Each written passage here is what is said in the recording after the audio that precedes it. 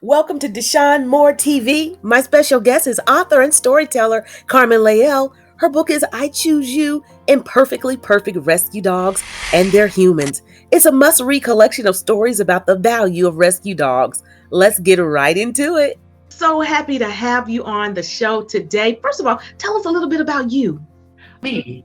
I am a transplant from Hawaii to Wisconsin. Obviously, I write books, and there we go. Yeah. You had a life-changing experience, Carmen, that changed your life forever, but at the same time, it brought about your destiny and also some inspirational stories. First of all, tell us about that day that changed your life forever, that led you to write your book. Yes, June 18th, 2015. So it'll be 8 years since it happened. We had a beach day. My husband and I, gorgeous day. Everything you see is true on those pictures in Hawaii, laid back, having fun.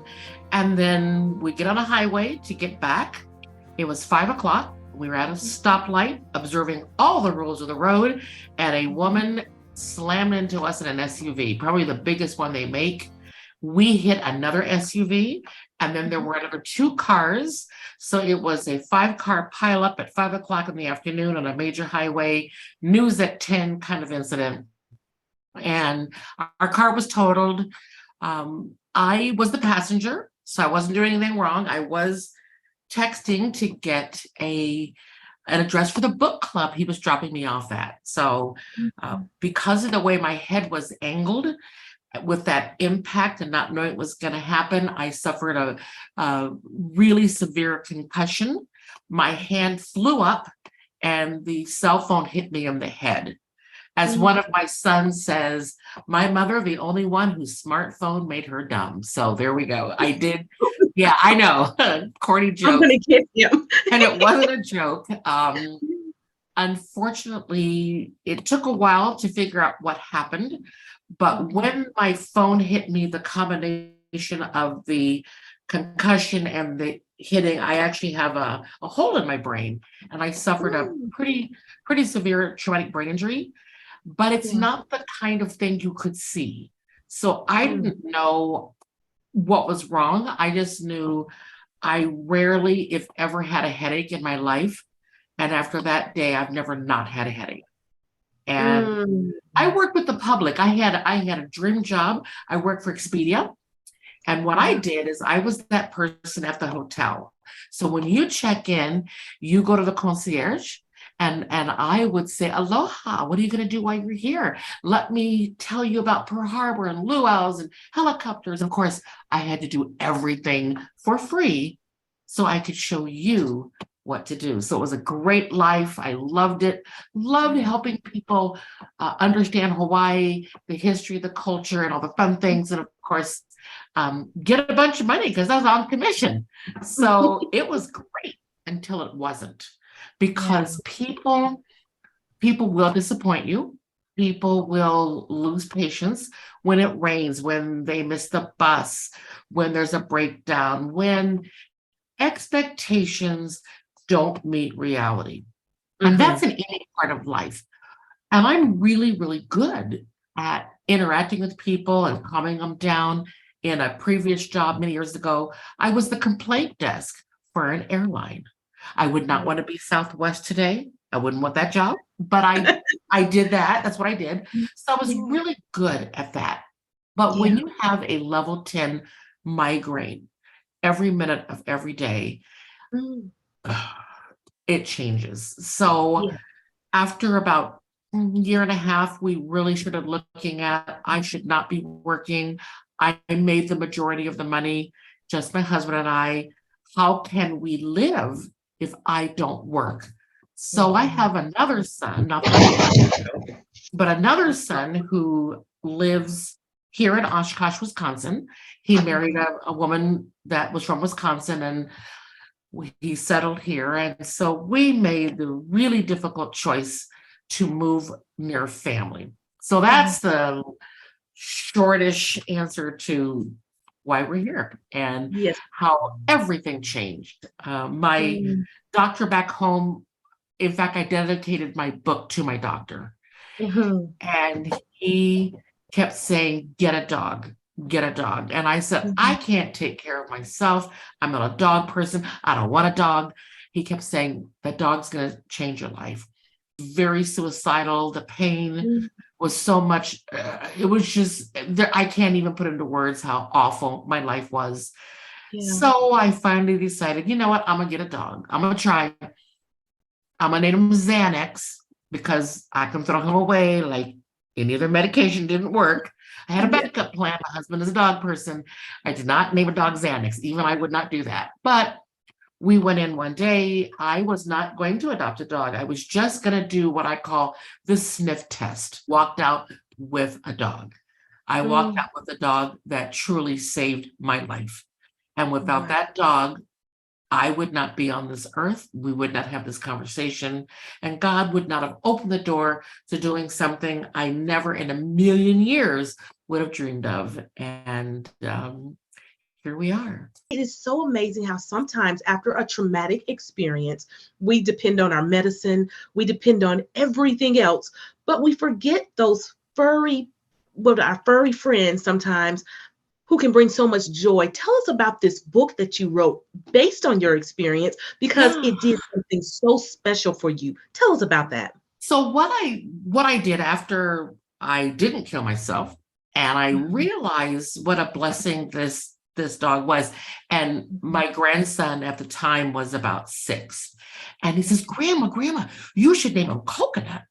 And I said, Coconut? Why? Well, duh, his mommy and daddy are from Hawaii. What are you gonna name him? Pineapple? Mhm. So that's how he got his name. His name's Coconut. And when he rolls in his little ball, it looks like a little coconut anyway. So I like to say thank you, but also because I'm not used to not working. I'm not used to not being active. I didn't know Mhm. anybody except my son. Yeah. I'm trying to figure out what does life look like all of a sudden when everything's different. Yeah. So I decided to volunteer. Now, Mhm. I'm not going to work in no shelter. I don't do dogs. I don't do Mhm. barking. I don't clean up poop. I mean, I do that for my dog, but people Mhm. think, oh, you're the dog. No, I'm not a dog whisperer. I am a woman who has a dog who I Mhm. love, and I Mhm. love marketing. And I said to the owner, you guys are really good about dogs, and you are not good at marketing. You're awful at it, but I love marketing. So I started writing bios for the dogs.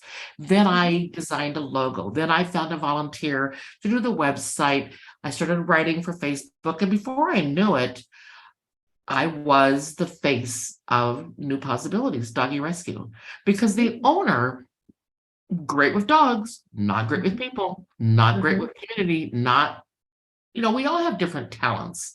And Yeah. God put me in the right place at the right time to help a business I now know would have closed without me. Shelters anywhere can Yeah. contact me and say, hey, we need a book for a silent auction, or can you come and speak, or do you want to do a book signing? So I'm doing stuff. I'm fulfilling in a different way than I thought Yeah. what God asked me to do. Yes. So, Tell me the name of your book, Carmen. And again, this book is so special because we think of, again, medicine. We think of therapy, and this is kind of a therapy for you, but it's been a blessing to others. Tell us the name of your book and just go into it because I think it's so special. well, first of all, I will be on medication forever. I mean, Yeah. unless God, which He can do, says Mhm. I choose total healing, and He can do that. It Yes. hadn't happened yet, but I also know that sometimes He chooses healing through medication, through Mhm. therapy. In this Correct. case, He really did choose healing as well through my little dog. Yeah. So when I got this dog and started thinking about the book title, Mhm. there's always this debate: who healed who chose who. Mhm. And I kept hearing that theme in so many of the things I was writing and people I was interviewing, long before the book even was an option. And I thought, I know a title: I chose you. Because it doesn't really matter, did he choose me Yeah. or did I choose him? or was it a combination of both? And I Mm-hmm. think the very best adoptions is when you both choose each other, like Mm-hmm. dating, marriage. You Yeah. know, when you choose, when you're doing it together, it's Mm-hmm. going to work better. And that's the way I feel like it is with pets. So I choose you, but then I also know there is no perfect anything on earth. There just Yeah. isn't. Right. And what I learned, because I was the worst person to be a dog owner, and I do Mm-hmm. have in my book lots of awful stories about how I messed up and now the funny things that happened. They're funny now, they're not funny then. And so I Yeah. call this book Do As I Say, Not As I Did.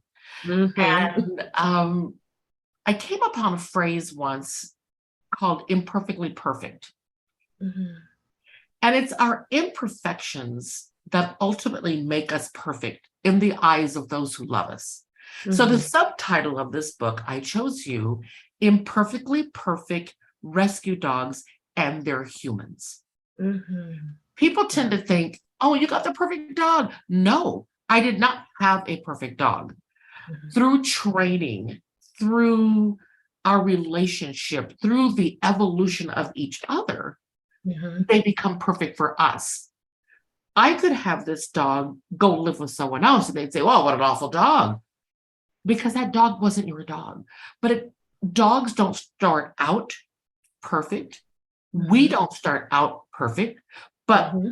those relationships that are forged in the fire through time, they become perfect. And I just can't imagine my life without my imperfectly perfect dog who's right behind me. So that's how I got that title.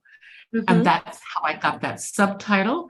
And the book, I just did a meme for Amazon for their A plus content.